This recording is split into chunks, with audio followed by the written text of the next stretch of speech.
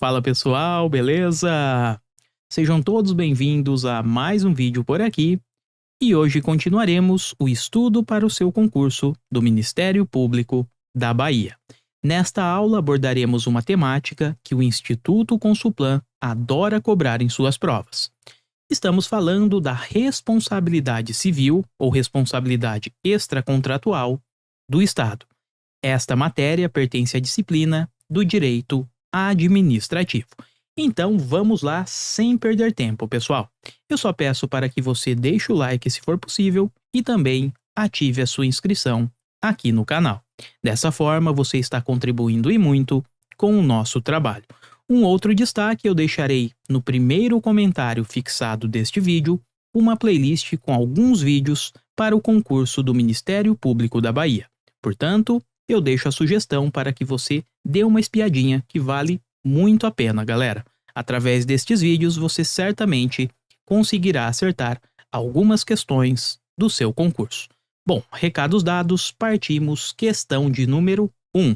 Eu peço para que você pause o vídeo e em 5 segundos voltaremos primeiro com uma explicação teórica, uma rápida revisão e posteriormente com o gabarito. Sempre lembrando que na questão de número 1 demoramos um pouquinho mais, certo? Então, pausem o vídeo e voltamos já já. Para resolver este item e os próximos, precisaremos conhecer este Instituto da Responsabilidade Civil do Estado.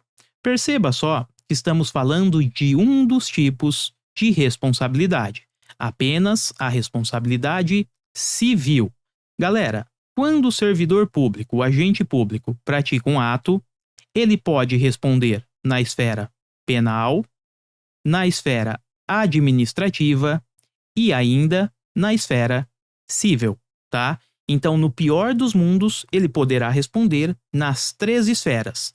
Na administrativa, ele sofrerá um PAD, ou seja, um processo administrativo disciplinar, tá? Eventualmente, ele poderá perder o cargo por aqui, certo? Na esfera penal, ele pode até mesmo ser preso. Então, eventualmente, em casos mais gravosos, pode ocorrer a sua prisão. Já na esfera civil, que é o que nos interessa, está aqui, ó. Na esfera civil, aqui o dever do servidor, do agente público, será de reparar, ele deve fazer a reparação para aquele particular que foi prejudicado pela postura do agente. Então, estamos analisando esta parte, certo? As demais responsabilidades, neste momento, não importam. Bom, agora que você sabe isso, tenha em mente o seguinte: responsabilidade civil do Estado é o dever que o Estado tem de reparar um particular que sofreu um dano causado por um agente público. Como o agente público integra os quadros do Estado, é o Estado e não o agente público, tá? É o Estado que deverá indenizar o particular que sofreu o dano. Então vamos colocar aqui, ó, 2 agentes públicos, tá? Eu coloquei como exemplo policiais, mas podemos pensar em quaisquer agentes públicos. Então, o agente público ele vai praticar um ato. Esse ato pode ser lícito, encontre previsão legal, ou ainda ilícito, tá? Então, tanto faz, ato lícito ou ilícito. E este ato causou um prejuízo, causou um dano a um terceiro. Opa, alguém terá que ser responsabilizado. Perceba só que o agente público ele faz parte de uma estrutura maior. Ele integra os quadros do Estado. Por conta disso, quem responde no fim da linha, ainda que tenha sido o agente público o causador do dano, quem responde é o Estado. Portanto, temos aqui a localização da responsabilidade. Estamos diante de uma responsabilidade do Estado e não do agente, porque quem responde, eu repito, é o Estado, certo? Bom, agora precisamos saber quem compõe exatamente o Estado. Vamos lá, apagando aqui, ó. Encontraremos esta informação no artigo 37 da Constituição, em seu parágrafo 6º. Por lá temos que o Estado é caracterizado é formado, na realidade, pelas pessoas jurídicas de direito público. Então, podemos pensar aqui: União, Estados, Distrito Federal, municípios, autarquias e fundações públicas de direito público. Mas não só, pessoal. Temos também que integra o Estado para fins de responsabilidade civil as pessoas de direito privado. Então, pessoas jurídicas de direito privado também.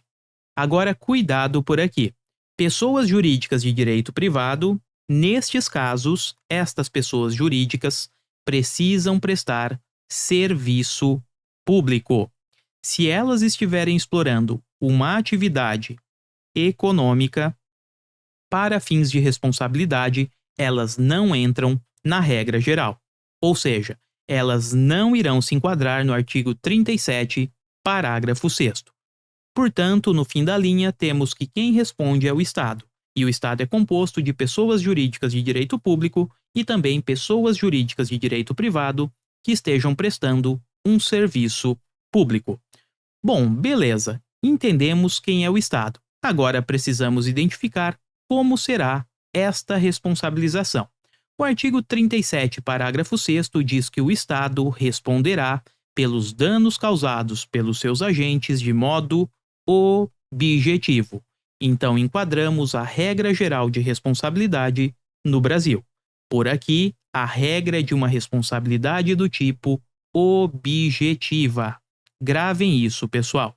E quando falamos que a responsabilidade é do tipo objetiva, significa que é mais fácil de demonstrá-la. Ou seja, existem por aqui apenas 3 requisitos. Então, aquele particular que sofreu um dano, comprovando estes 3 requisitos, o Estado será automaticamente responsabilizado. E os requisitos são os seguintes: uma conduta, então, o particular precisa provar que o agente público cometeu uma conduta, praticou um ato ilícito ou lícito, que causou um dano a ele, e entre a conduta e o dano causado há um nexo causal, existe uma ligação. Ele precisa comprovar que através da conduta do agente público aquele dano ocorreu, certo? Então perceba que neste caso, na responsabilidade objetiva, não importa a vontade do agente. Independentemente se o agente agiu com dolo ou com culpa, tanto faz. O Estado será responsabilizado e ponto final. Então vamos imaginar que este policial tomou todos os cuidados necessários, mas ainda assim a sua conduta gerou um dano e entre a conduta e o dano existe um nexo causal. Beleza, o Estado será responsabilizado. E essa é justamente a redação do artigo 37, parágrafo 6º, que diz que o Estado, que é composto pelas pessoas jurídicas de direito público e pessoas jurídicas de direito privado que prestem um serviço público, será responsabilizado objetivamente pelos atos praticados pelos seus agentes, tá? Então, essa é a ideia de responsabilidade. E o artigo 37, parágrafo 6º, ele consagra a teoria do risco administrativo.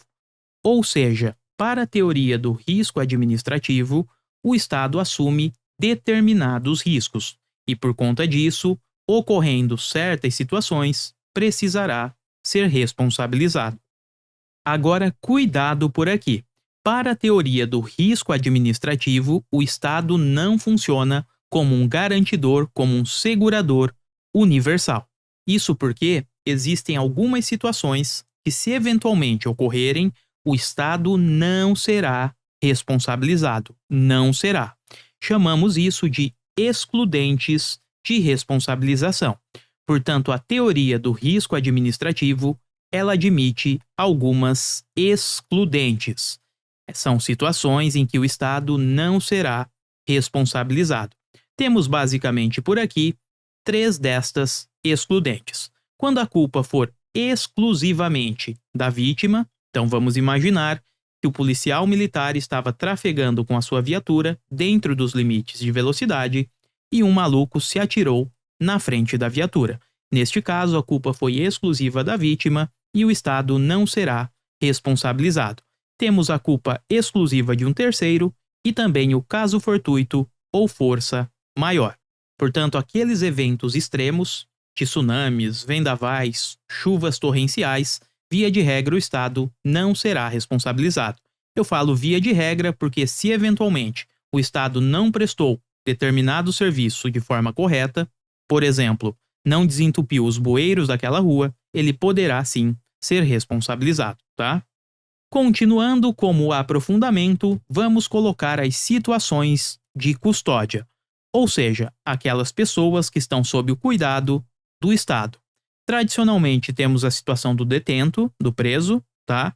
Do paciente que está internado no hospital público e o aluno de escola pública. Temos um erro aqui, né?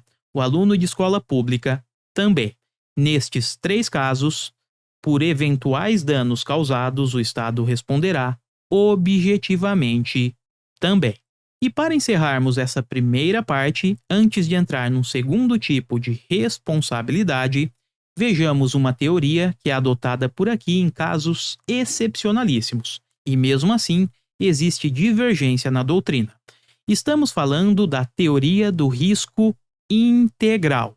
Então temos a teoria do risco administrativo, esta daqui adotamos, certo?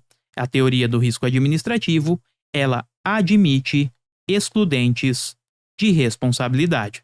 E temos aquela chamada de teoria do risco integral. Integral porque o Estado responderia integralmente como um segurador universal por todos os prejuízos que fossem causados. Esta teoria só é adotada de modo excepcionalíssimo em 3 casos por aqui: quando envolver dano nuclear, danos ambientais e terrorismos, atos de terrorismos praticados em aeronaves. Apenas nestas 3 situações, certo? Então, ocorrendo um dano nuclear, um dano ambiental e um terrorismo em aeronave, o Estado, segundo a teoria do risco integral, será sempre responsabilizado, o que significa que por aqui não poderemos invocar as excludentes de responsabilidade. Ainda que a culpa tenha sido exclusiva da vítima, como é a teoria do risco integral, o Estado ainda assim será responsabilizado. Mas repito, isso aqui é exceção da exceção. A regra é a teoria do risco administrativo. Bom, agora vamos ver o causador de todos estes problemas. Estamos falando do agente público. Galera, foi através de um ato do agente público que causou um dano a um terceiro que esta responsabilidade civil do Estado foi acionada. Então a pergunta que fica é a seguinte: este camarada que causou todo esse transtorno será em alguma medida responsabilizado ou não? E a resposta, pessoal, é sim, ele poderá ser responsabilizado. Mas por aqui é um pouquinho mais difícil. Vamos lá. A responsabilidade do agente público é do tipo subjetiva. Então eles podem ser responsabilizados, porém de modo subjetivo.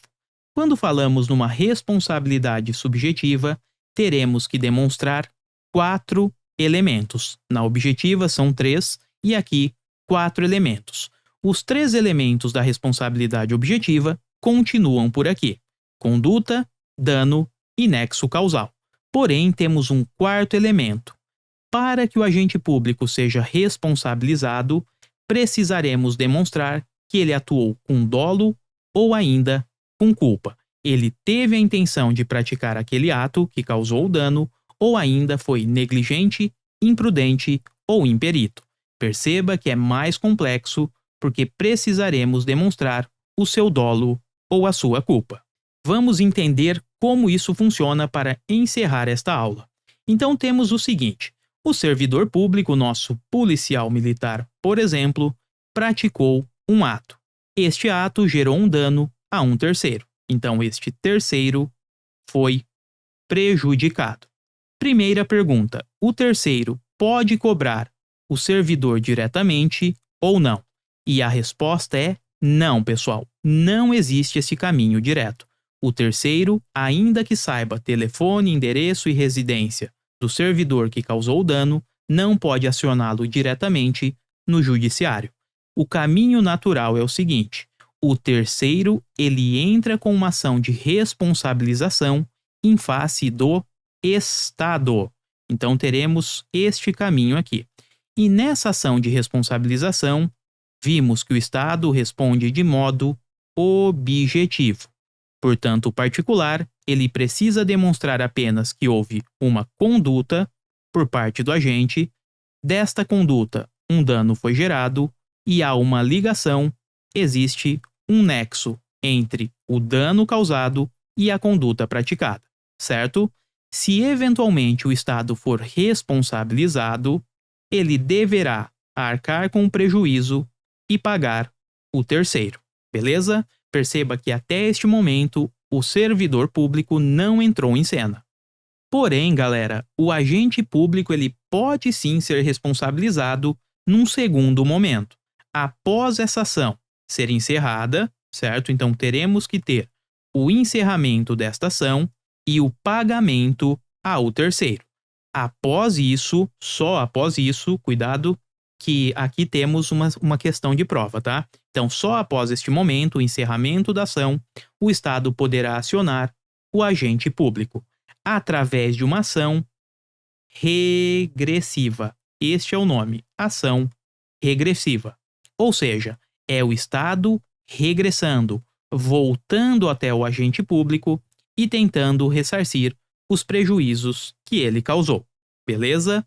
Agora, esta ação regressiva só terá êxito se o Estado demonstrar que o agente público atuou com dolo ou ainda com culpa, certo? Portanto, o Estado ele precisa demonstrar 4 elementos: conduta, dano, nexo causal e, principalmente, dolo ou culpa por parte do agente. Portanto, por aqui, o caminho é esse. Terceiro que foi prejudicado por ato do servidor precisa ingressar com uma ação em face do Estado, que, se for condenado, fará o pagamento direto ao servidor.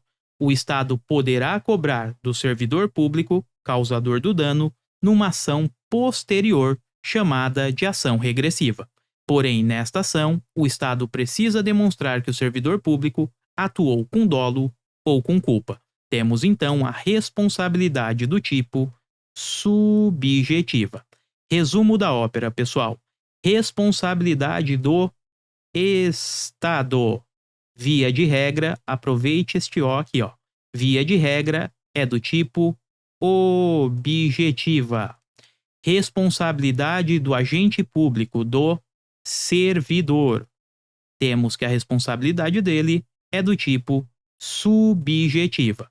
Precisa demonstrar o dolo ou a culpa. Assim fechamos a parte teórica. Agora vamos voltar para a questão de número 1 e resolvê-la. Bora lá! A questão trata da responsabilidade civil extracontratual do Estado. Falamos na parte teórica que esta temática está no artigo 37, parágrafo 6º, e está justamente na Constituição Federal. Com isso, localizamos o gabarito. É letra A de aprovado.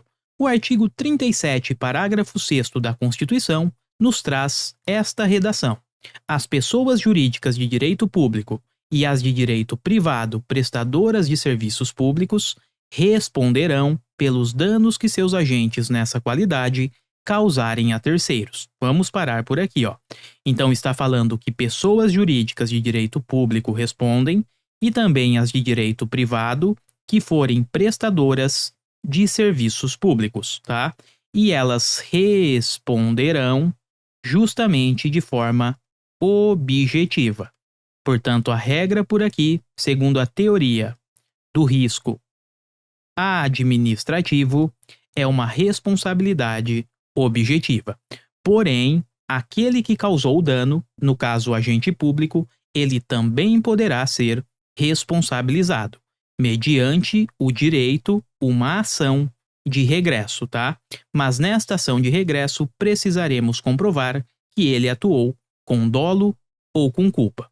Essa é a previsão do artigo 37, parágrafo 6º. Portanto, pensou em responsabilidade civil do Estado, pense na Constituição e neste artigo aqui, 37, parágrafo 6º. Com isso, o gabarito ficou letra A, de aprovado. Avançando, vamos para a questão de número 2 agora. Pausem o vídeo e já voltamos. Vamos lá, estamos diante de situação de custódia. Falamos do preso, que é o objeto da questão, o paciente em hospital público e o aluno em escola pública também. Nestes casos, o Estado responderá de modo objetivo. Por conta disso, o gabarito só pode ser a letra A. O Estado responde objetivamente pela morte de Eduardo. Afinal de contas, ela ocorreu na prisão. A letra B não pode ser porque está falando que o Estado responde de modo subjetivo. Não, é de modo objetivo. Letra C. O Estado não tem responsabilidade. Pode parar que o Estado tem sim responsabilidade de forma objetiva. E letra D. O Estado não será responsabilizado pela morte de Eduardo, pois o evento teve origem em fato adverso. Pode parar que o Estado será sim responsabilizado de modo objetivo. Com isso, o gabarito ficou letra A, de aprovado. Avançando, questão 3. Pausem o vídeo e já voltamos. Vamos lá. Está pedindo qual a responsabilidade do servidor. A responsabilidade do servidor é do tipo subjetiva, ou seja, precisa de 4 elementos: conduta, dano, nexo causal e também da demonstração de dolo ou culpa. Até fizemos este esquema na aula teórica, na exposição teórica.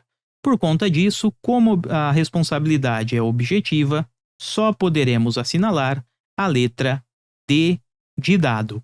Então, a responsabilidade civil de Manuel é subjetiva, pois depende da comprovação de sua conduta dolosa ou culposa, certo? Com isso, o gabarito ficou letra D. Avançando, questão 4. Pausem o vídeo e já voltamos. Bom, vamos lá. A questão pediu a teoria do risco integral, que é aquela situação bastante excepcional.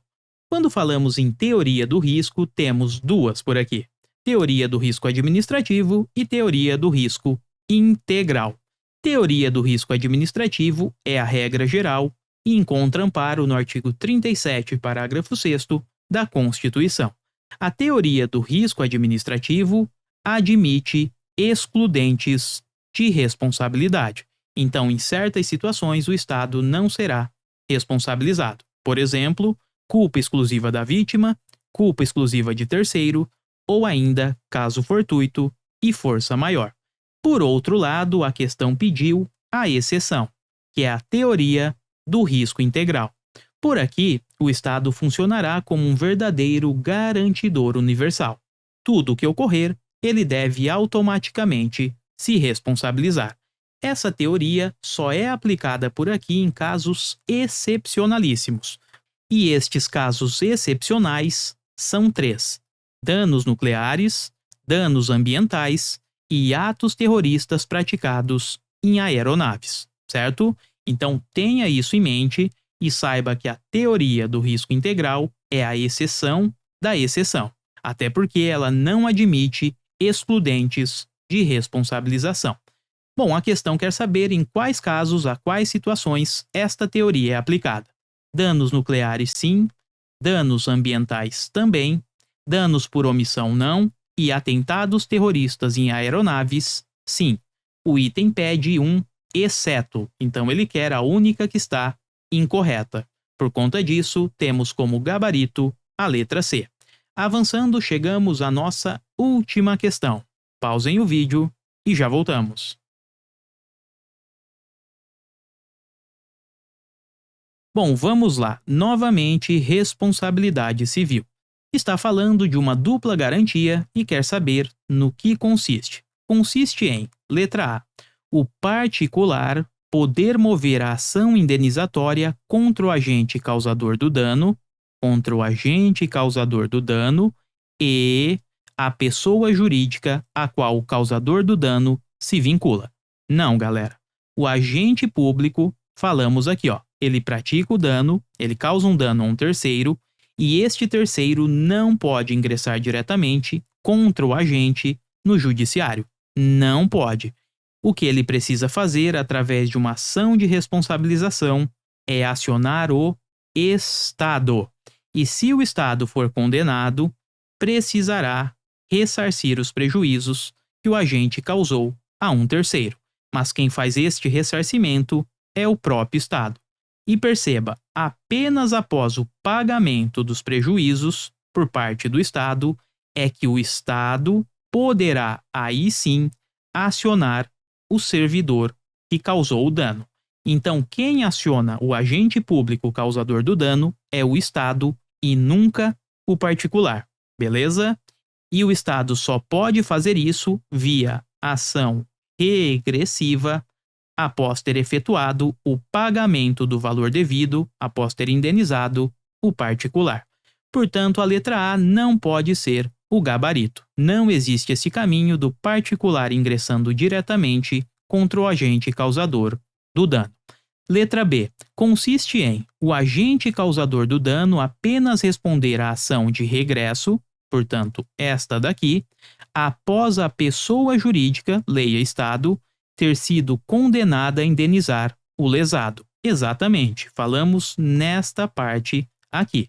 O Estado só pode cobrar o servidor, via ação regressiva, se primeiro efetuar o pagamento dos prejuízos ao particular. Portanto, localizamos o gabarito. Letra C. Consiste em ser possível debater em uma mesma ação judicial a responsabilidade objetiva da pessoa jurídica e a subjetiva do agente causador do dano. Não, pessoal, veja só, estamos diante de momentos distintos, momento 1 e momento 2. Na primeira situação, num primeiro momento, teremos o particular ingressando com uma ação contra o Estado, cobrando ali os danos causados pelo agente público. Perceba, para que consigamos chegar ao segundo momento, o Estado precisa efetuar o pagamento dos prejuízos causados ao particular. Se este pagamento foi realizado, aí sim, poderemos avançar para um segundo momento em que o Estado ele cobrará o agente público. Portanto, veja, temos a ação de número 1 e a ação de número 2. Elas ocorrem em momentos distintos. E por fim, temos a letra D. Consiste em ser possível a particular escolher. O particular não tem escolha, galera. Ele só pode mover ação contra o Estado. Por isso a questão está errada. Nem precisamos continuar a leitura do item. Com isso, o gabarito ficou letra B de bola. Bom, pessoal, então é isso. Assim matamos mais um tópico do nosso edital. Eu espero que vocês tenham gostado deste vídeo e em breve voltaremos com mais conteúdos por aqui. Desejo a todos bons estudos, fiquem com Deus, até a próxima e eu fui!